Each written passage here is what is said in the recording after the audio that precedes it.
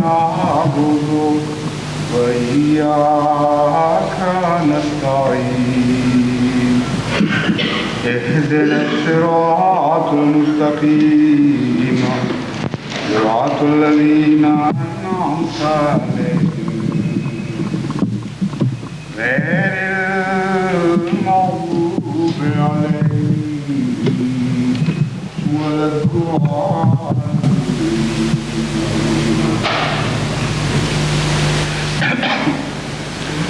During the last session of that last Sunday, I explained. Huzur, geçen pazar günü rahmaniyetin yaratılışla olan ilişkisinden bahsetmiştim. Başka bir açıdan Muhammed Mustafa sallallahu aleyhi ve sellem'in belirttiği başka bir açı daha vardır ki rahmaniyetin insan oğlunun yaratılışı veya hayatın yaratılışı ile ilgilidir. Hz. Muhammed Mustafa sallallahu aleyhi ve sellem'in bildirdiğine göre Rahim kelimesinin kökeni aynen Rahman kelimesinin köküyle ilgilidir.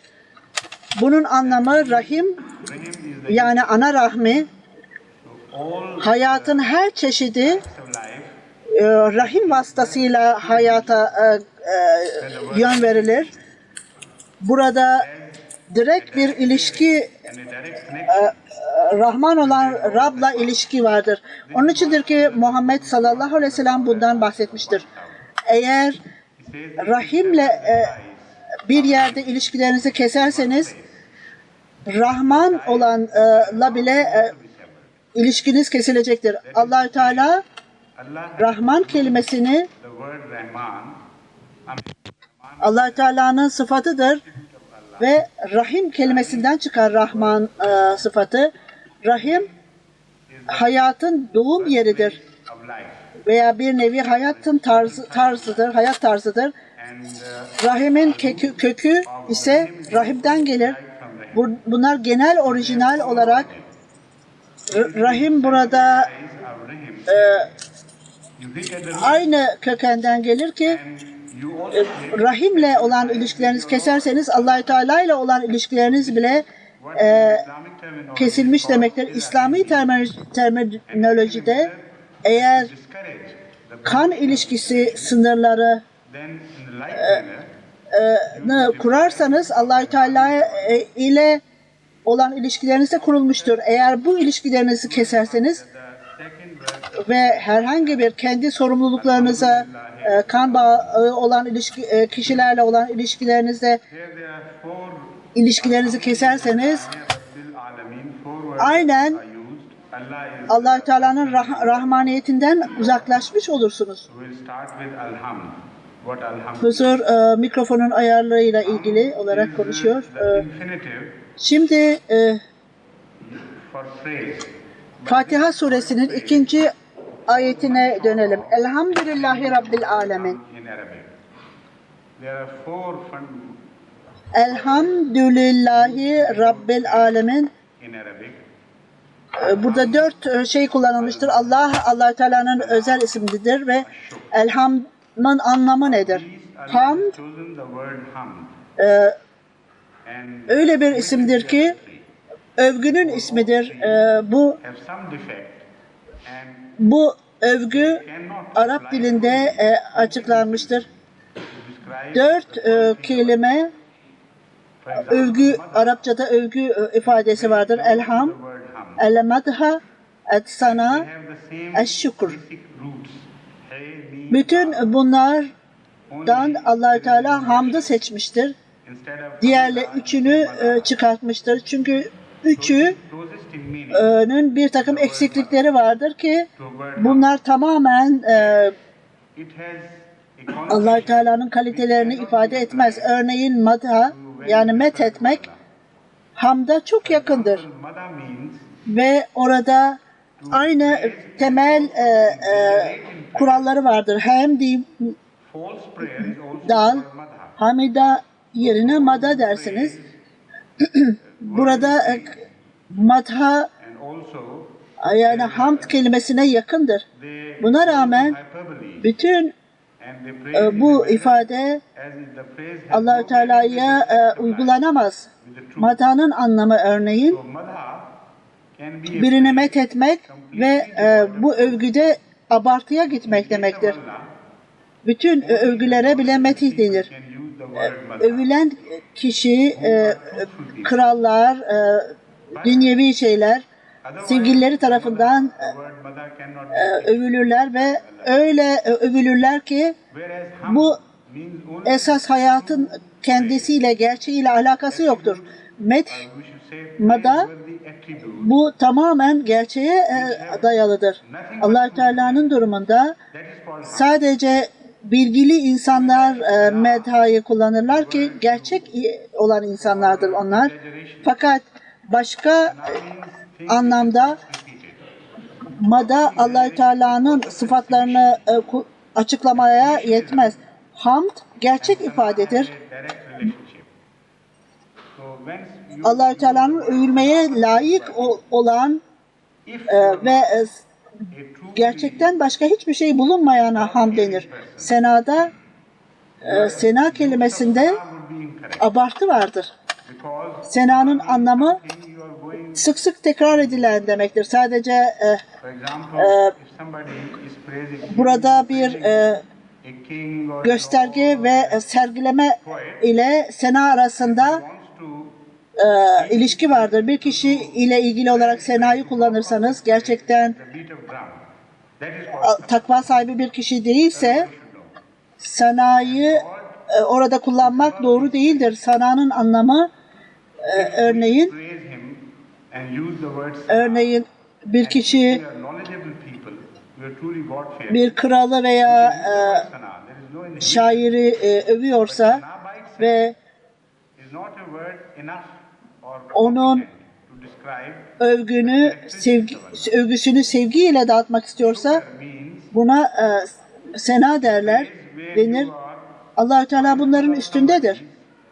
Eğer biz onu översek ve sena kelimesini kullanırsak ve eğer bilgili insanlarsak ve gerçekten takva sahibi isek bu senayı kullanırız. Burada bir yasaklama yoktur. Senanın kendisi sugar as well as that of insan. tamamen Allah-u Teala'nın karakteristiğini anlatmada yeterli değildir. Şükür ise öyle bir övgüdür ki The meaning of sugar bir şeyi, bir kişinin more comprehensively and more effectively. onun davranışlarının faydasının bilgisine sahip olmaktır. Size karşı yapılan bir iyiliktir o. Hamd bile şükürü ifade eder, şükrü kapsar. Şükür, hamd hem ihsan bile demektir. The word could be used. And it stands out in all the languages. Bu içerisinde şükür ifadesini de taşımaktadır. Daha anlayışlı, daha etkin olarak taşır. Şükür, When we say all praise is due to Allah, hamd bu bakımdan daha yoğundur. paying full tribute Hamdı açıklamaya geldiğinizde bilirsiniz ki by the word hamd praise. sadece tek kelime olan ve Allah-u Teala ile ilgili olarak kullanılan kelimedir. Bunun yerine başka bir kelime kullanılmaz. Bütün dünyadaki dillere eşittir. Bunun bütün başka dil, hamdın diğer dillerdeki eşit karşılığı yoktur. Onun içindir ki bütün övgüler Allah-u Teala'ya aittir dediğimizde o hamd kelimesine Continue to go the sentence. tam gerekli karşılığı vermemiş oluruz. So because we can't Vermiş sayılmayız. just Sena ve metih'te this word kullanmak tabii ki hatalıdır. Hamd burada yanlış değildir. Bir all praise is due to Allah or bütün gerçek övgüler to Allah. Allah-u Teala'ya aittir dediğimizde Equality her şekilde bu bile bir yeterli değildir. dependent Bu cümleler gittikçe büyür ve çok büyük tefsirlere girer. and intrinsic Çünkü biz bunu yapamayacağız ve biz burada bu övgüyü anlatmak bize yeterdir. recognizes or not stands by itself. Hamda bütün övgüler Allah-u Teala'ya aittir. For example, as we say lala Hamd bir iyiliğin kalitesidir poppy ve flourishes bu in the desert, It doesn't care gözlemciye whether bağlı somebody bir şey is değildir. reading it or not, İyilik whether somebody is observing it or not. öyle bir şeydir ki Its own beauty is engrossed. ister onu tanısın veya tanımasın, It seems kendi kendine gösterir. Bağımsızdır o. but Oraya onu gözleyenden bağımsızdır. consciousness Örneğin Layla-i Sehra dediğinizde is not conscious of itself and its beauty. bir This is why it is careless. gelincik But for a being which is bir çölde ortaya çıkarsa, ister o kişi onu övsün veya övmesin, onun kendi güzelliği ortadadır onun. adds to the quality Ve and sublimity hiç kimseyi gerektirmez orada onu övmesi için. knows itself Leyla'nın şuuru yoktur and doesn't care whether somebody ve bu gelinci kendi güzelliğinin farkında değildir. Fakat bir varlık olarak, şuurlu olarak kendi güzelliğinin farkında ise ve that I do not care. bunun farkında olduğunda hamdır bu. Bu I do not stand kaliteyi, in need of your praise. kaliteyi ve o I am all sufficient to in myself. o kaliteyi kendisi bilir That is hum. ve ben bu kalitedeyim der. İster başkası Hum is true. onu tanısın veya övsün veya tanısın veya tanımasın, onun farkındadır. Onun içindir ki Allah Teala kendisi kendisini Kur'an-ı Kerim'de şöyle anlatır: İster beni tanıyın veya tanımayın, umurumda bile değil. Sizin övgünüze ihtiyacım yok der. Ben kendi kendime yeterim der Allah Teala'ya. İşte bu hamdır. The possession of hum. Because no other Hamd gerçek olduğunda ve o kadar derinlemesinde olduğunda öyle derin anlamları vardır ki so when bu you say all ta hum ki is due to Allah, it means her şeyin gerçeğine, tabiatına iner. Ondan sonra no shade Allah Teala'nın dışında başka birisi için kullanılmaz bu. Allah Teala yalnız olarak tek başına hamdın sahibidir. when you consider Çünkü hiçbir başka varlık bu hamda layık değildir. of the positive value Benim anlattığım gibi. of a being, Bütün övgüler Allah Teala'ya aittir dediğinizde when you bunun say all anlamı praise is to Allah, bir hamdın gölgesi veya övgünün gölgesi many meanings, but yoktur. Ancak at present. herhangi bir şeye Allah Teala'dan başka uygulanacak bir şey yoktur, bir kişi yoktur, bir varlık yoktur. Everything which can Bu be ifadeyi praised ortaya koyduğunuzda bu bir varlığın pozitif değerlerini ve diğer varlıkların negatif and to none else. negatif özelliklerini ortaya koyar. Bütün övgüler Allah Teala'ya aittir dediğinizde genel olarak iki anlam çıkartırız. Birincisi, bütün övgü tipleri, her şey övgü, bütün övgüler Allah Teala'nındır. İkincisi ise bu övgüler Allah Teala'dan başka hiç kimseye ait değildir. Bu övgüler bütün diğerleri hariç sadece Allah Teala'ya aittir. Buna elham deriz. Diğerleri dediğimizde ben sadece Allah Teala'ya övgü Allah Teala'ya aittir. Böylece evrene baktığınızda başka bir açıdan bakarsınız.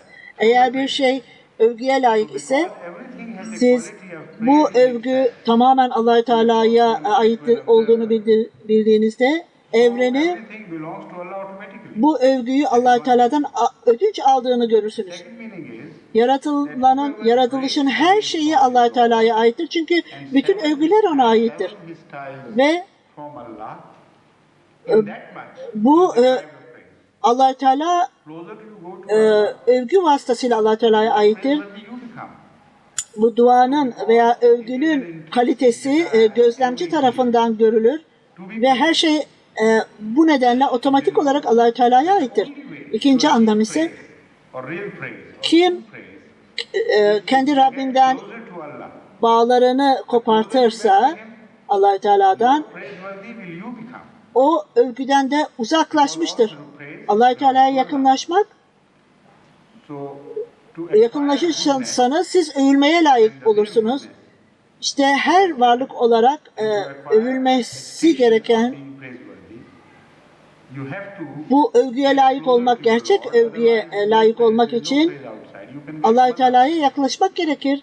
Siz ne kadar ona yaklaşırsanız siz bile o kadar övgüye layık olursunuz. Çünkü bütün övgüler Allah-u Teala'ya aittir. İşte iyiliği aramak için ve gerçek iyiliği bulmak için bu meselede ve övgüye layık olmak için işte siz Rabbinize yaklaşınız. Aksi halde sizin bir övgü veya övgünüz olamazsınız. Belki sizi met ederler veya sizi sena ederler ama bunlar öyle geçerli şeyler değildir. Geçerli olan şey ancak sizin Allah-u Teala'ya yaklaşmanızla elde edilecektir.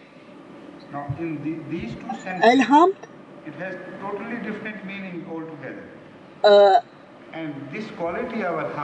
elhamd hem objektif ve hem subjektif olarak iki ayrı anlamı vardır. Elhamd subjektif olarak yani geniş olarak elhamd ayrıca objektif kişisel olarak da kullanılır. Bu iki anlamda farklı farklı anlamları vardır. Bu hamdın kalitesi infinitif oluşundan kaynaklanır. Elhamdülillahi dediğinizde bunun anlamı bütün övgü Allah-u Teala'ya aittir. Övgüler Allah-u Teala'ya aittir. Bir kişi bir şeyi övmesi gerekiyorsa Allah-u Teala'yı övmelidir. Çünkü başka hiçbir varlık bu övgüye layık değildir. Ve burada objektif anlamı vardır. Allah-u Teala övgünün objesi olur. Subjektif anlamda Allah-u Teala övgünün konusudur ki bunun anlamı hiçbir varlık başka bir varlığı övemez ancak Allah-u Teala'dan başka. Hiçbir varlık başka bir şeyi Allah'tan başkasını övmeye layık değildir. Eğer siz birisini övdüğünüzü iddia ediyorsanız bu tamamen yanlıştır. Çünkü Allah-u Teala'dan başka birini övmeye kimsenin hakkı yoktur. Eğer siz Allah-u Teala'yı överseniz ondan sonra hakkınız vardır. Çünkü Allah-u Teala bu hamd kelimesinin objesi olur. Bütün övgüler ona aittir. Bütün yaratıkların hakkı vardır Allah-u Teala'yı övmeye. Allah-u Teala'yı övdüklerinde doğrudurlar. Ve onlar kendi övgülerinde haklıdırlar çünkü ona aittir o övgü. Fakat Allah-u Teala'dan başkasını hiç övemezler. Çünkü bunun subjektif anlamında hamd Allah-u Teala'ya aittir. Çünkü bütün övgü çünkü başkasını övme hakkı Allah-u Teala'ya aittir. Bunun da anlamı öyle güzeldir ki yeni anlamların kapısı, yolları ortaya açılır. Esas konu bir kişi sadece Rab olan, gerçekten kalitesini, değerini, eksiklerini, rububiyet dışarıdan gelmiştir. Bu cümle biraz zor bir cümledir diyoruz. Bunu açıklayayım size. Bir şeyi Rabb'a ait olan bir şeyi övmek de söylemek istediğim şudur. Rab bir varlıktır ki bir şeyin rızkını sağlamak, Rab bir şeyi ortaya koymak veya desteklemekle görevlidir. Rab bütün rızkı sağlayandır. Rab öyle bir varlıktır ki ibadet edilmeye layıktır. Ve Rab öyle bir şeydir ki son olarak her şeye hakimdir. Bütün bu sıfatlar Rab kelimesinden çıkmaktadır. Because Şimdi the eğer bir kişi Rab ise o daha başlangıcından itibaren even the mother can't defect his hide her her şeyin hayat tarihini bilmesi gerekir. everything is in the hands of the Onu öylesine bilmelidir ve öyle derinlemesine detaylı olarak bilmelidir ki similar manner onu başka birisi bilemez. Örneğin uttered in a verse has been described siz in a verse of the Holy Quran by Allah, eksiklerinizi but in a much deeper sense. siz Allah says, kendi do not praise yourself. Do not consider yourselves muttaqis or God-fearing. Do not claim that you are truly pious. kendi You do not know what sizi doğurtan kadından saklayamazsınız. Çünkü küçük bebekken sizin eksikliklerinizi görmüştür. İşte aynı ifade diyor huzur. Öyle bir Kur'an-ı Kerim'in ayetinde belirtilmiştir ki daha derin anlamdadır bu. Allah Teala kendi kendinizi övmeyin der. Kendinizi muttaki veya takva sahibi olduğunuzu iddia etmeyiniz. Siz onu bilmezsiniz ne olduğunuzu. Allah Teala onu bilir. in the form of a small sperm having entered an ovum, right from that instant, Allah knows you. So, O Allah Teala sizin doğuşunuzdan değil, so the daha embriyonik dönemdeyken, then Allah knows. annenizin rahmindeyken sizi bilir daha o. Even the O stages daha which are varlık only observed oluşunuzdan, by outside observers. siz daha For we come to know our küçücük bir sperm but Allah rahime yerleştiğiniz dönemde bile Allah Teala sizi bilir. so he knows the inside. İşte bu Allah Teala'nın bilgisi çok derindedir. Allah knows them. Hayat ortaya çıktığında Allah Teala bilir sizi. Allah Teala bildiğinde But the history Daha- of Rububiyyah or the daha contact of Rububiyyah dışarıdan görülmediğinde bile bilir. O kişinin much longer than that. çünkü o kişiyi siz doğumdan sonra bilirsiniz fakat Allah Teala onu daha doğumdan önce bilir. Only this O life, human life, hikayenin iç yüzünü bilir. type of life. Eğer bir kişi That shows belli hatalarla doğarsa Allah Teala bilir. Allah Teala eğer bir kişi iyi noktalara doğarsa Allah Teala onu bilir. Fakat rububiyetin tarihi veya rububiyetin ilişkisi dışarıdan görülür, ondan daha fazladır. Allah Teala bütün evrenin Rabbidir ve bütün dünyanın Rabbidir. Sadece bu hayatın değil, from his personal her hayatın but we have no personal Rabbidir. Bu da göstermektedir ki bizim bilgimiz we observe. Even there we may be mistaken. daha onun bilgisi her şeyi bilir. The eyes. O övgünün pozisyonunu tutar ve There may be something in the atmosphere which deprives us of having a clear vision. o istediği And we are not alimul shahada either. onu kişisel bilgisiyle bilir. Bizim You kişisel bilgimiz yoktur. for your Biz neyi gördüğümüzü bile farkında değilizdir, bilmeyiz. Belki orada bir yanlışlık yapmaktayız. Belki katarak vardır gözümüzde. of somebody. Veya belki If you görünüşümüzde bir hata vardır. Belki you cannot praise him because atmosferde belki bir şey vardır. Bizi at least you cannot praise açıkça görmemize mani olur. because hum Biz alemel şahada bile değiliz. and blind praise is automatically obviated. Ve sizin iddianız That shows knowledge siz bir kişiyi översiniz iddiası acquired only by Ra. bile sizin bilginizle ilgilidir bu. Eğer bir kişiyi bilgisi olmayan bir kişiyi Praise any onu överseniz körü körüne has also been mentioned by Ra. överseniz He says hamd gerçek bir övgüdür. Körü körüne nazar aate hain kuch övmek hamdan çıkar. Bu da bilgi göstermektedir ki bilgi gereklidir ve bilginin derin kalitesi olmalıdır ve bu ancak Allah Teala tarafından ortaya konulur. Eğer biz bir şeyi bilmeden nasıl överiz? yet that is Bu nedenle that shows Galip'in that everything bildiği we gibi observe şöyle der. is not the Urdu same şairi as this is the second aspect of our ignorance. The things we observe, for example, man has been observing bu stars tuhaf bir for evren, millennia. yıldızlar başka bir şeydir, göründükleri gibi başka bir şeydir. Not complete. Bize o kadar açıkça görünür ki Bizden hiçbir şey saklamazlar. Fakat buna rağmen bizi kandırırlar. Bu da göstermektedir ki gözlediğimiz her şey göründüğü gibi değildir. Burada cahilliğimizin ikinci bir bölümü vardır. Bizim gördüğümüz bir şey, örneğin yıldızlara bakar insanoğlu.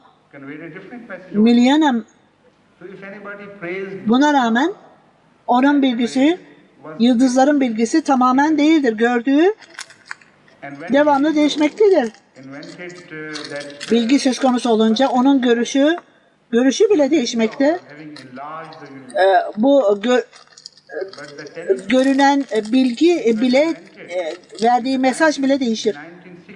Galileo'dan önce gözlenen yıldızlar farklı bir ifadeyi görmüştür.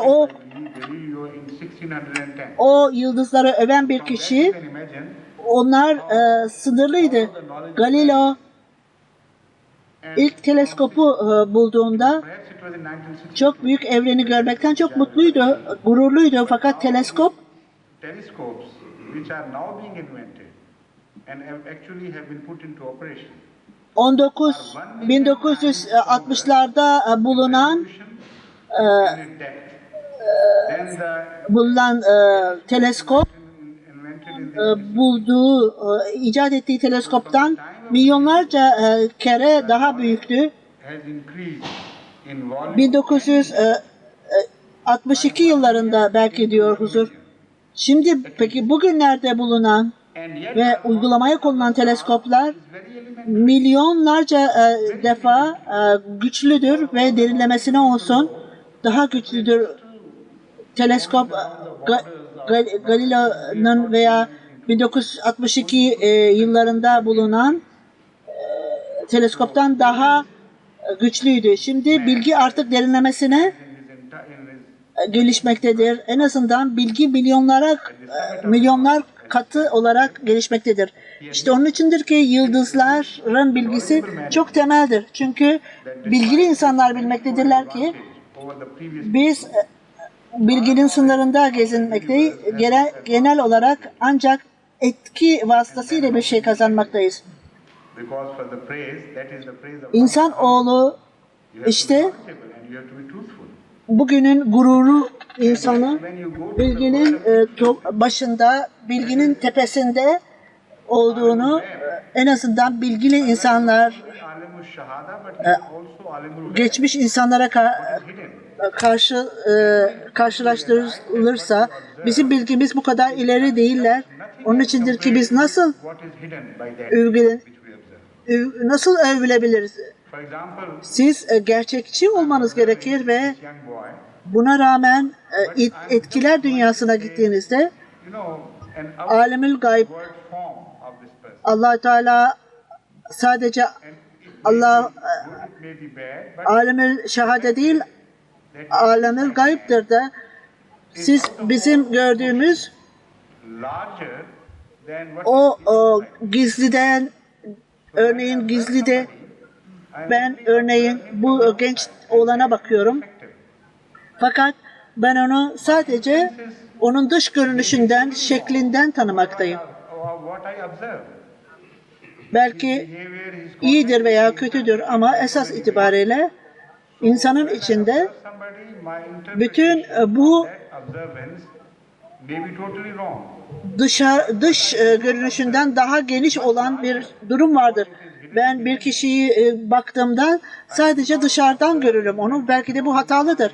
Fakat etki tamamen benim gördüğüm etkiden farklıdır. Onun davranışları birçok şekilde tefsir edilebilir. Ben bir kişiye baktığımda belki de tamamen yanlıştır benim izlemlerim. Fakat görmediğim bir şey vardır ki çok geniştir ve o onda gizlidir. Ben onun beyin ilişkilerini, yapısını, iç kalitesini, evren hakkında görüşünü bilemiyorum. Belki de bu daha sonra gelişmektedir. Ben onda neler geliştiğini bilememekteyim. Ben onu nasıl o zaman överim? Hamd kelimesini I praise Allah. kullandığınızda subjektif olarak Says Alhamdulillah. bütün hiç şüphesiz Enlarges sadece many folds. bir şeyi övgüleyen şey Allah Teala'dır. Sadece övgüye layık olan işte ancak Allah Teala'dır. Kur'an-ı Kerim Fatiha suresinde Now when you say Alhamdulillah with regard Ahmadullah, to the universe, ben Allah Teala'yı överim. our relations, Elhamdülillah der. Burada birçok kereler anlamı geliştirir. Siz praises Allah. bu yeni kapılar size açılır. Bu Kur'an-ı Kerim'in şekli. Ben Allah Teala'yı överim If he is demenin yerine elhamdülillah deriz. Elhamdülillahi dediğimizde maximum by a person evrenle ilgili olarak iki who has iki acquired his çeşit to a great degree, to the maximum degree that man can acquire. durum ortaya çıkar. If a man reaches Allah Teala olmayan bir şey Allah Teala'yı över ki o Allah Teala'ya layıktı. attaining his near Övgüye layık oluşundan dolayı eğer attributes, en yüce derecede övülmüşse who can truly praise Allah from among the mankind. ona yakın olan kişi tarafından bu övülür ancak. In this respect, Onun sıfatlarını bir nevi taşımalıdır. En çok şekilde ve insanın gerektiği şekilde bu kalitelere sahiptir. rest of his qualities, İnsan bu sınırların tepesine kadar, en yüce makamına kadar çıktığında onun sıfatlarını taşıyacaktır ve işte o kişi who in tamamen Allah-u Teala'yı insanoğullarının arasında en çok ona övmeye layık olan odur. Bu nedenle person is en iyi described övgü yapan as Ahmad. ve And the bilgisiyle ve onun kalitesiyle onu öven maximum praise o becomes kişi Arap dilinde Ahmet olarak açıklanır. if you look at Ve the word hum o kişi objectively, esas itibariyle becomes the object of word hum, there has to be an outside Ahmad. kabiliyetinin sınırlarıyla övülür. O kişi Arap dilinde Then Ahmet olarak bilinir. loses contact with creation, conscious contact. Onun övgüsünü alan, en çok Have a alan Muhammed'dir. contact with creation, there has to be an Ahmad outside. Eğer And that hamd kelimesine baktığınızda, subjektif olarak baktığınızda Allah-u Teala his name is Ahmad. hamdın objektidir ve dışarıdan bir Ahmet olması gerekir. Reached the summit Eğer dışarıdan Ahmet olmazsa of that position hamd where he yaratılışla olan ilişkisini kaybeder. requires Şuurlu olan ilişkisini kaybedecektir.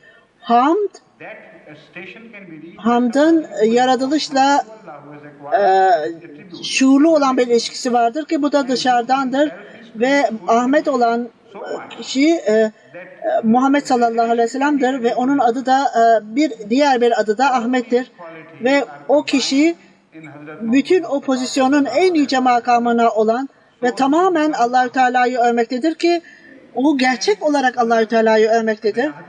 Bu makam Allah-u Teala'ya yakınlaşan bir ve onun sıfatlarını taşıyan, sınırlı olarak taşıyan birine aittir ki bu ona o kadar yakındır ki orada hiçbir abartma yoktur sözlerinde. Bütün bu kaliteler Hz. Muhammed sallallahu aleyhi ve sellem'de birleşmiştir. İşte o Ahmet olmuştur. He's coming into being. Before that he was Hidayet ve Allah Teala unik olan Muhammed olmuştur. At the time when Hazrat Muhammad Mustafa O sallallahu aleyhi ve sellem attained his şuurlu olarak Muhammed olmuştur ki yani şuur Allah Teala'dan başka bir şuurlu söz konusu olunca gerçekten Muhammed olan Hz. Muhammed sallallahu aleyhi ve sellem'in mükemmelliğiyle olmuştur. So he prayed Bundan önce Muhammed vardı fakat daha az Muhammed'di. in the maximum. The most En çok Muhammed olduğunda Muhammed sallallahu aleyhi ve sellem'in en mükemmel makamına ulaştığı zaman ortaya çıkmıştır. Allah makes it manifest Çünkü in places. Allah Teala övülmesi gerekecektir. Offered to him by way of Eğer o gifts. He doesn't keep nerede övgüye gerekiyorsa o zaman orada övmüştür onu. When he received onu en yüce seviyede övendir o. Çünkü o Allah Teala'nın kalitesi onu geri çevirmektir. Ona fayda sağlamaktır. Allah Teala birçok yerlerde tecelli etmiştir ki Allah Teala ona ne şekilde bir hediye olarak verilmişse onu tutmaz. Onu geri döndürür. Ona ilave ederek onu geri döndürür. Bütün Hz. Muhammed sallallahu aleyhi ve sellem'den bu Ahmet'ten hediyeleri aldığında bir derin bilgiye sahip olarak o öyle cimri bir kişi değildir. Bütün hediyeleri kendinde tutarak aldığımı ne ihtiyacım varsa tamam benimdir dememiştir. Fakat onu geriye çevirerek daha güzel şeyler ilave etmiştir. Allah-u Teala ile kim Ahmet ise onunla ilişkilerinde o bir noktada kalmamıştır. Ve övgü de bir noktada kalmamıştır. Allah-u Teala onu övgüğünde onu aynen öyle Allah-u Teala'yı övdüğü pozisyonda bulmamış. Ona övgüsüne ve kalitesine ilavelerde bulunarak onu daha övgüye layık kılmıştır. Kim gerçekten Allah-u Teala'yı överse o hem Ahmet olacaktır hem de Muhammed olacaktır. Çünkü o bu övgüleri gönderdiği Allah-u Teala'ya gönderdiği övgüleri gerisin geriye alacaktır fakat ilave olarak alacaktır. O bir noktada sabit kalmayacaktır. Eğer Allah-u Teala o övgüleri ona aynen ona geri döndürseydi aldığı gibi o zaman Allah-u Teala'nın sıfatı olmayacaktır. Eğer bir arkadaşınızdan bir hediye alırsanız aynı şekilde ona hediye gönderirseniz o ilişki sanki bir ticari ilişkiye dayanacaktır. O ilişki yüce bir ilişkiye ait olmuş sayılmaz. Eğer Kur'an-ı Kerim'in de söylediği gibi birisi size hediye vermişse ondan daha fazlasını ona döndürünüz. Allah-u Teala bunu bize öğretince kendisi nasıl başka şekilde davranabilir ki? İşte bir kişi dışarıdan bir kişi Allah-u Teala'nın dışında yarattığı bir kişi Allah-u Teala'yı överse Allah-u Teala o övgüyü ona döndürür. Çünkü ondan aldığı övgüden daha fazlasını ona ilave eder ve o övgüyü ilave eder, kalitesine ilave eder. Bir şeyi geliştirir. Bir kişi geliştirdiğinde o övgü şekliyle gelişir. İşte bu Allah-u Teala'nın Resul-i Ekrem sallallahu aleyhi ve sellem'e hitap ettiği gibi menen ahirete haylül ula ben seni övdüğümde ben sabit olarak seni övmem. Devamlı olarak seni gelişleyen ve ilerleyen bir varlık olarak överim. Senin hayatının her dakikası, her saniyesi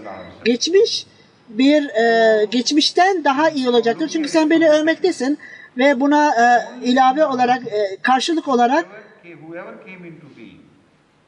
bir yerde bu nedenle durmayıp devamlı ilerleyecektir. İşte bu ifadeyle Resul-i Ekrem sallallahu aleyhi ve sellem Allah-u Teala'nın övgüsünü aldığında Muhammed olmaktadır. Sallallahu aleyhi ve sellem. İşte bu açıdan bakarsak gerçek Ahmet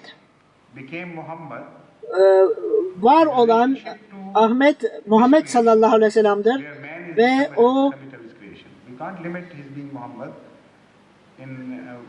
onun ikinci tecelli ismi Ahmet'tir. Muhammed gerçekten Muhammed olduğu an Resul-i Ekrem sallallahu aleyhi ve sellem o mükemmelliğe vardığı dönemdir. Allah-u Teala yine Muhammed olmuştur ki bu yaratılışla insan oğlunun yaratılışıyla ve Muhammed'i sınırlamamıştır. Allah-u Teala çünkü sınırsızdır. Ben Allah-u Teala Muhammed oldu dediğimde bu ifadeyi açıklamam gerekir. Allah-u Teala Muhammed olduğunda ilişki bu yaratılışınla, yani bizim bildiğimiz yaratılışla ilgili olarak Muhammed en mükemmel şekilde, sadece Muhammed sallallahu aleyhi ve sellem ona Ahmet olduğunda gerçekten Ahmet olmuştur ve o Resul-i Ekrem sallallahu aleyhi ve sellem'i övmüştür. Fatiha suresi daha ilk ayetinde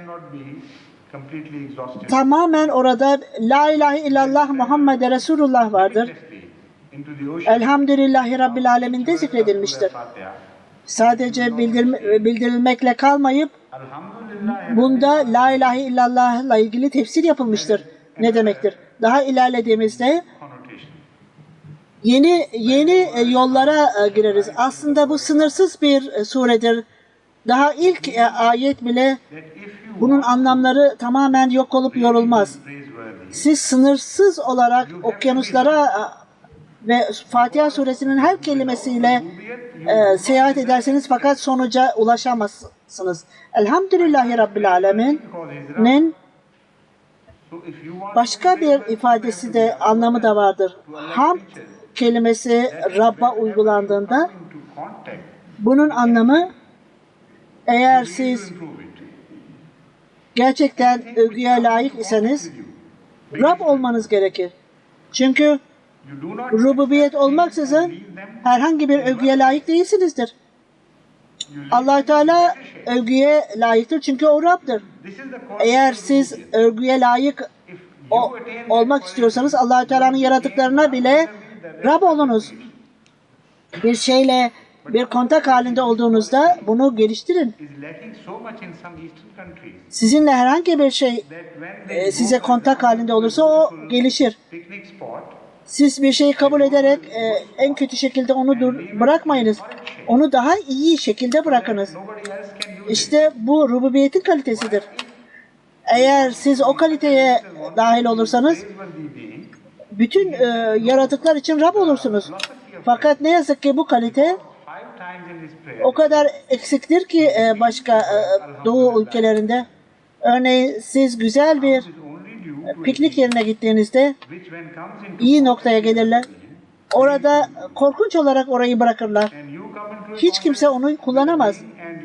Eğer bu ziyaretçi orada övgüye layık olmasını istiyorsa o övgünün anlamını bilir. 5 vakit Elhamdülillahi Rabbil Alemin der. Hamd sadece başka bir şeyle kontak, bir varlıkla kontak halinde olursa, güzelleşirse o övgüye layıktır. Fakat siz başka bir varlıkla onun kalitesini düşürürseniz o zaman nasıl Rab olabilirsiniz? Bu Rab insanın iç kalitesiyle ilgilidir. En azından kendi Rabbiniz olunuz siz. Eğer siz övgüye layık olmak istiyorsanız ve herkes egoist ise, siz övgüye layık olmak istiyorsanız dışarıdan olmazsa bile kendinizi geliştirin der. Ve bu evaluasyonla ilgilidir. Eğer kendinizi geliştirmeye giderseniz tamamen Mahmud olursunuz. Mahmud Muhammed kadar güçlü bir kelime değildir. Fakat tamamen Mahmud olmak demek, siz kendi kalitenizi geliştirmeniz ve her gün daha iyi bir insan olmak ve çünkü hamd burada göstermektedir ki insanlar sizin daha iyi gelişen kalitenize dikkat eder ve bunu devamlı olarak geliştirirseniz işte ondan sonra siz Mahmud olursunuz. Çünkü hamdın anlamı bile iyi bir kalitedir ki başka insanların bunu tanımasına gerektirmez.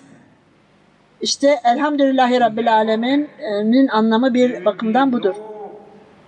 İkinci anlamda ise Elhamdülillahi Rabbil Alemin'in anlamı Allah-u Teala Rab olduğunda contact with other ve beings, o övgüye layık olduğunda işte Allah-u Teala a behavior, bütün yaratıklarıyla behavior should be praiseworthy. ilişkidir ve bu da övgüyle ilgili ancak olur. In this sense. So that Bu shows ilişkide that whenever you come into hiçbir relationship with anybody, your eleman relation with that person olup da bu ilişkiyi bozamaz. Çünkü eğer siz and it should başka bir varlıkla kontak halinde olursanız ve o kontak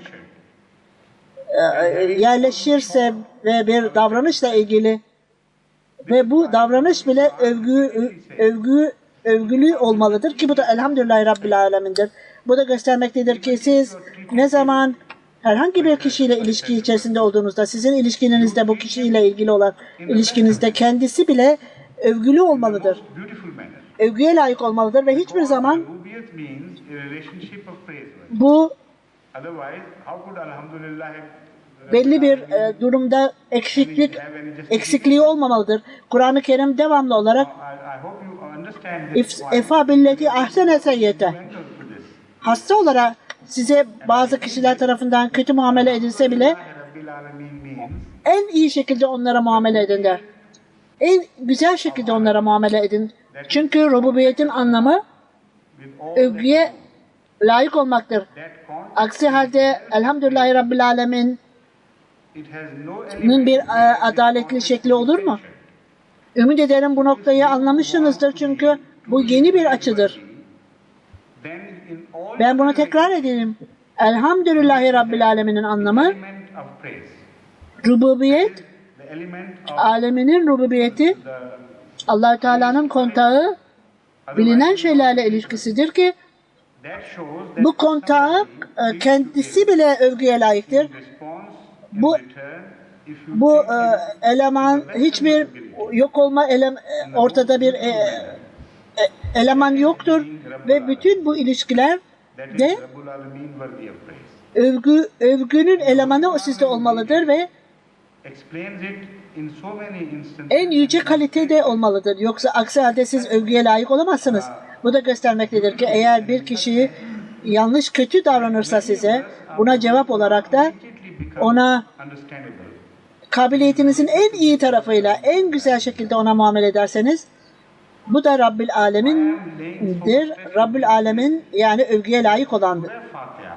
Kur'an-ı Kerim'de bunu okuduğunuzda bunu o kadar And it is said that the seventh güzel olarak ortaya koyar ki, resimler ki, control öyle derinlemesine ortaya koyar ki, seventh part each. Kur'an-ı Kerim'in birçok ayetleri bunun hemen anlaşılır siz bunu, bu ayeti kerimeyi Elhamdülillahi Rabbil Alemin'e oraya uygularsanız anlaşılır. Ben bunu bu konuda niçin bu kadar stres vuruyorum? Fatiha suresi The meaning of the Holy Quran. Kur'an-ı Kerim'in annesidir, anasıdır. And when you Fatiha suresinin 7 ayeti kerimesi then you immediately begin to connect. en azından Kur'an-ı Kerim'in 7'de bir parçasını To one single tekabül eder ve Kur'an-ı Kerim'in of that I was ayetleri işte of that I was giving bu an illustration. Kur'an-ı Kerim'in anlamını bir tek ayetten anlamaya çalışınız. Siz bütün bu ayetleri açıkladığınızda detaylı olarak derhal bunun ilişkisi birçok ayeti kerimelerin Similarly, so many other verses anlamı can be found to have. bir Sure Fatiha'nın bir ayetiyle ilgilidir. For example, Alim. Bu bir bize resmi ortaya koyar. Elhamdülillahi Rabbil Alemin dediğimizde In the word, bu ayeti kerime bize the word Alam, which is a part of this verse. When you say Alhamdulillah Rabbil Alamin, Elhamdülillahi Rabbil Alemin'de birçok ayeti kerime kök var alır. Aynen bunun gibi birçok başka ayeti kerimelerde so many other Elhamdülillahi Rabbil Alemin'de kök salmıştır. spring and coming. Örneğin Alim, One meaning of the word Alam sıfat-ı Alim zikretildiği gibi through which Rab hem Rab'da hem de alem kelimesinde yer alır. for example, Elhamdülillahi Rabbil Alemin dediğinizde or a signboard. alemin iki anlamı vardır. In the sense then that milestone Bu can iki lead anlamda to the understanding başka of how anlamların yolu ortaya çıkar. and Alemiyetin bir anlamı to the ultimate destiny.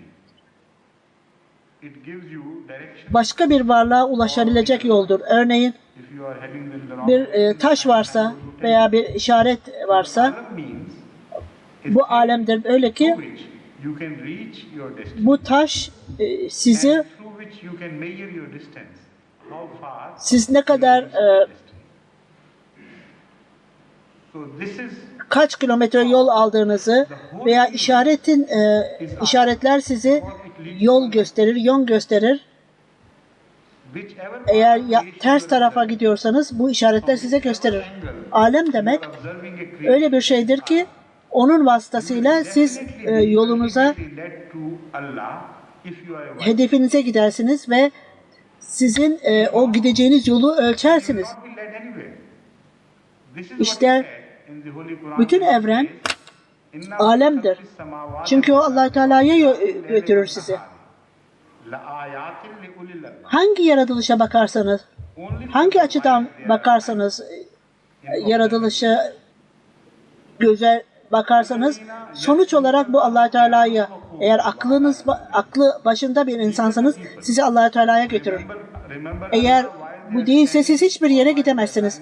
İşte Kur'an-ı Kerim'de de why they are sitting and even while they işte ancak bu aklı başında olanlar, akıl sahipleri, işte bu insanlar ayaktayken, yatarken, otururken we have come ve yan yatarken bile Allah Teala'yı created it. düşünürler ve In vain, ey Rabbimiz, creation we find bütün evreni görerek, senin yaratıklarını görerek biz öyle bir sonuca geldik ki sen onu yarattın ya Rabbi.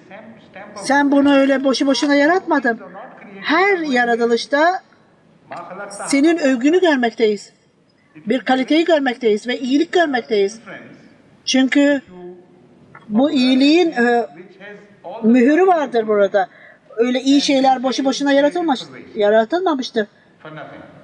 Yoksa So the quality of goodness böyle is a proof siz bir şeyi görüp de bütün iyilik kaliteleri varsa onda öyle boşu boşuna yaratılmış diye söyleyemeniz aptallıktır. a perfect. İyiliğin kalitesi de göstermektedir ki So the things lead to bunun bir amacı vardır. this is why the Çünkü word alam, eğer bir şey amaç için yaratılmışsa thing which is a means of carrying onun bir yaratanı vardır ki ve işte bunlar sizi yaratana götürür. Alem kelimesi bu nedenden dolayıdır ki sizi son gidilecek yola götürür ve bunun arkasında olan, gizli olan bir yere götürür. Direkt olarak var olan, direkt olarak görünen değil, onu uyguladığınızda, aklınıza uyguladığınızda sizi oraya götürür. Bu nedenle Mesih Aleyhisselatü Vesselam चांद को कल देखकर मैं सख्त बेकल हो गया क्योंकि था कुछ कुछ निशान उसमें जमाले यार का. This is the poem to which I am referring. All this poem alem kelimesini açıklamıştır. a commentary on the En word güzel şiirlerinden birisinde bunu açıklamıştır. to Allah.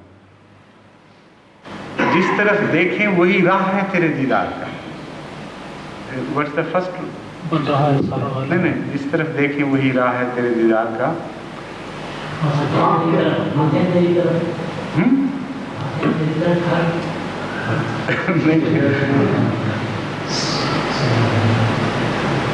जिस तरफ देखें वही राह है तेरे दीदार का.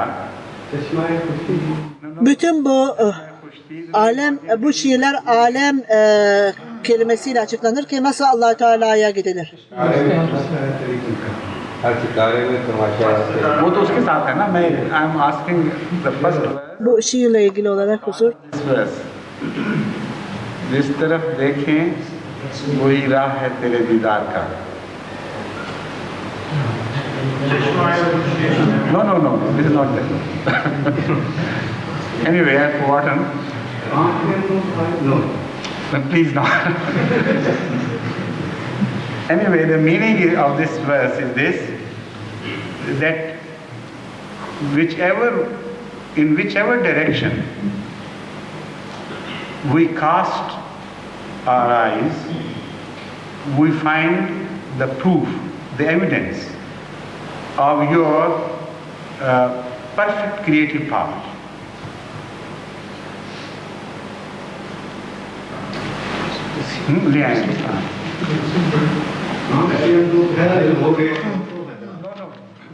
Bu şiirin anlamı nereye dönersem dönelim, gözlerimizi nereye döndürürsek senin en mükemmel yaratma gücünü görürüz ya Rabbi. है अजब जलवा तेरी कुदरत का प्यारे हर तरफ जिस तरफ देखें वही राह है तेरे दीदार है अजब जलवा तेरी कुदरत का प्यारे हर तरफ. It's a strange. Mesih Aleyhisselatü Vesselam'ın sözlerine bunu yakıştırmayın diyor huzur. Teri kudret ki celva her taraf. İşte budur. Bu senin yaratma gücünün büyük tecellisidir. Buna şahittir ki hangi yöne bakarsak bakalım, nereye bakarsak, hangi yöne bakarsak bakalım, bu sana gidecek yola götürür bizi. Senin güzelliğini, senin çekiciliğini görürüz burada. Bu alem kelimesinin açıklaması ve bütün şiir bu alem kelimesiyle açıklanmıştır. İkinci anlamda anlamı alemin bilinendir. Bilinen herhangi bir şeydir. Bu alemi alemi göz önünde tutarak Elhamdülillahi Rabbil Aleminde bunlar buradan çıkar ki tamamen harika bir yeni anlamlar önünüze çıkar ve bu hiçbir zaman yorulmazsınız. Bu da göstermektedir ki Elhamdülillahi Rabbil Alemin Allahü Teala bütün bu yaratıklarını kendisine götürür. Çünkü onları yaratmıştır ve bu yaratıkları için övgüler vardır ki burada yani sizi Allah-u Teala'ya götüren her şey övgüye layıktır. Sizi Allah-u Teala'ya getirmeyen bir şey orada değerini kaybetmiştir. Esasen o övgüye layıktır ama eğer o Allah-u Teala'ya götürmezse ve insanları başka yola saptırırsa bu öyle övgüye layık demek değildir. Çünkü Elhamdülillahi Rabbil Alemin öyle bir her şeyi eğer gerçekten övgüye layıksa ve Allah-u Teala'ya götürürse insanları onun için övülür. Evren söz konusu olunca daima Allah-u Teala'ya götürür. Eğer Allah-u Teala'ya götürmezse o ancak onu gözleyenlerin eksikliğindendir. Ne yazık ki insanoğlu söz konusu olunca bazen Allah-u Teala'ya gitmenin yerine Allah-u Teala'dan başkasına ait olanlara ve hayali değerlere gider. Veya Allah-u Teala'ya karşı olanlara gider ve böyle davranışlarda başladığı zaman işte o alim olmaktan vazgeçer. Varlığın dışına çıkar. Artık onun hiçbir anlamı yoktur Allah-u Teala'ya karşı. Çünkü Allah-u Teala evren kendisine göndersin insanları. Bazen insanlar öyle davranır ki kendisini reddeder insanoğlu. Başka bir anlamda alemin anlamı bilinen bir şeydir, bilinendir. Buna başlamadan önce yine alem kelimesine gidelim. Eğer herhangi bir şey Allah-u Teala'ya götürüyorsa sizi, orada bir şuurluluk vardır. Çünkü nasıl bir şey Allah-u Teala'ya nasıl götürür? Daha oraya gidilecek bir kişi yoksa. Yaratılışın amacı bu ayette de açıklanır. Allah-u Teala Rabbul Alemin ise başka bir şey birisini kendisine gelmek için yaratması gerekir. Aksi halde bu evren anlamını kaybedecektir. Evren oradaysa veya sadece Allah-u Teala varsa olsa bu evren alem denilmez. Orada bir şuurlu varlık olmadıktan sonra ancak şuurlu bir insan Allah-u Teala'ya, şuurlu bir varlık Allah-u Teala'ya gider. Alem demek Allah-u Teala'ya götüren demektir. Fakat orada bir kişi olmalıdır Allah-u Teala'ya gidecek. Bu da göstermelidir ki Allah-u Teala sadece Rab olmakla kalmayıp şuursuz bir varlık değil. O daima şuurlu olan birinin Rabbidir. Çünkü şuurlu birinin Rabbi olmaksızın alem kelimesi bu evrene uygulanamaz ve anlamını kaybeder böylece. İşte Allah-u Teala daima şuur ile hayatı yaratmıştır.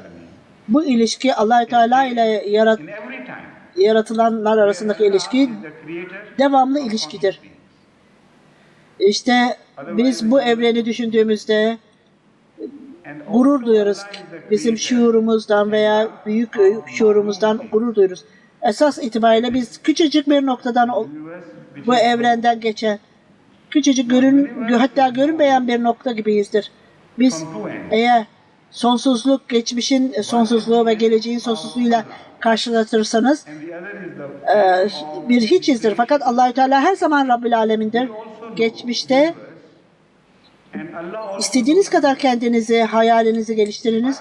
Daima Elhamdülillahi Rabbil Alemin'e göre öyle bir durum, her zamandaki durumda Allah-u Teala şuuru yaratandır. Aksi halde evrenin hiçbir anlamı yoktu. İşte Allah-u Teala bir yaratandır, malum olan şeylerin Rabbidir. Evren bilinen evrendir. Evren bilinmektedir. İki bakımda. Birincisi Allah-u Teala ile sınırlıdır. Diğer ise onun yaratıklarıdır.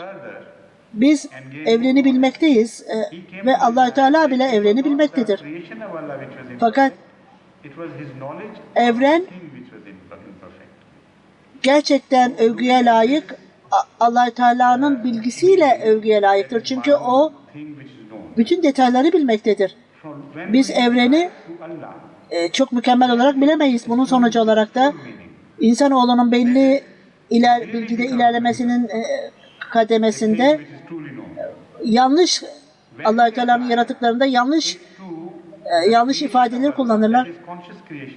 Şunlar anlamsızdır, şuyu anladınız, bu yaratılışa uymaz filan deriz. Fakat daha sonra daha da ilerlediğinde, daha bilgi kazandığında onun farkına varır ki bu öyle Allah-u Teala'nın yaratılışında yanlışlık değil, kendi bilgisinde eksiklik olduğunun farkına varır.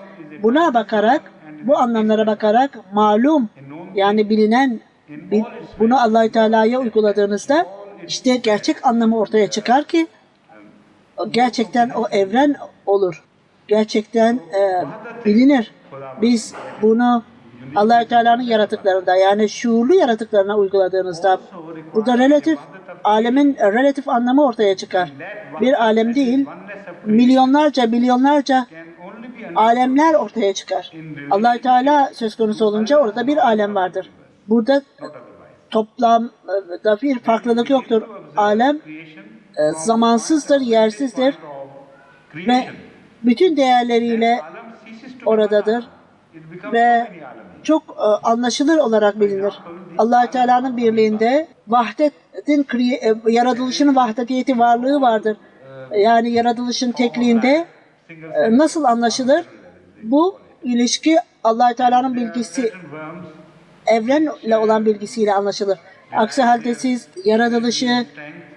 yaratılış noktasından bakarsanız orada alem bir alem değil, birçok alemler ortaya çıkar. Amiba'nın alemi örneğin küçücük bir hayatın şeklidir. Tek bir hücre. Orada belli solucanlar vardır ki kendi enerjilerini, güçlerini pislikten alırlar. Ve orada yaşar, orada ölürler. O pisliğe aittirler onlar. Onlar varlığı oradadır. Onların alemi o kadar pislikle sınırlıdır. Bazıları pislik yaparlar, orada yaşarlar, orada yaşar, orada ölürler. Onların alemi odur. Daha birçok alem